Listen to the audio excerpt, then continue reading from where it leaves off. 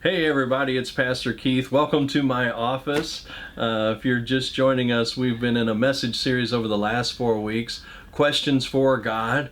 And we actually started this back in Easter where we were asking folks, hey, if you could, what kind of questions for God would you have? We ended up with 4 of them. This past week I got to talk about a very interesting one that I had never been asked before, which was, why is the God of the Old Testament different than the God from the New Testament? I think we kind of talked through that one pretty well, but in the middle of every one of our services, we said, hey, if you got more questions, we'll answer them through social media. So here we are, and I've got a couple. Let's just do one right now. We'll talk about the other one here in a minute. Why are many non-believers born into wealth and so many believers living in poverty?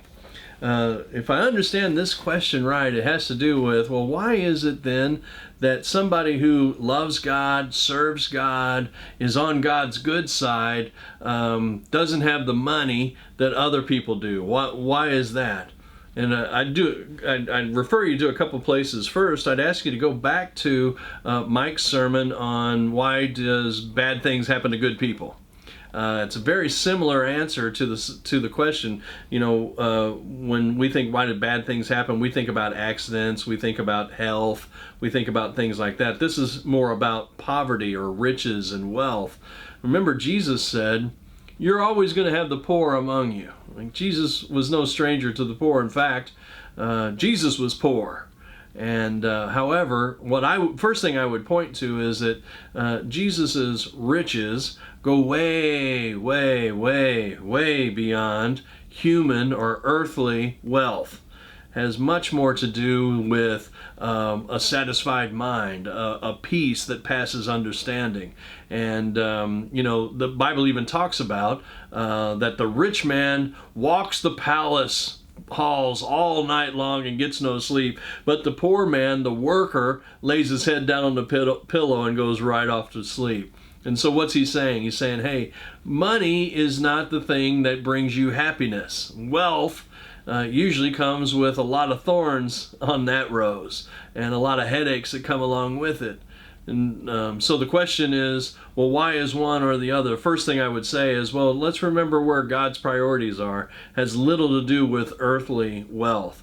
Still, it's a great question. The other part of it that I would look at is, why is it that I am blessed by being born in America when kids across the world are born and they many times die over some of the diseases that I personally have had and been able to have doctors that remember when Jesus was asked questions like this, Jesus often talked about, don't think about only earthly timing.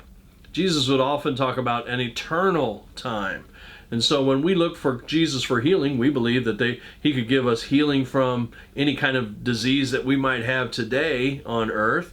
He could also use doctors to do that if I happen to be born at such a place where I have doctors and technology. But beyond all of those things, Jesus was saying, hey, but when I talk about an eternity, what I'm talking about is you will be healed.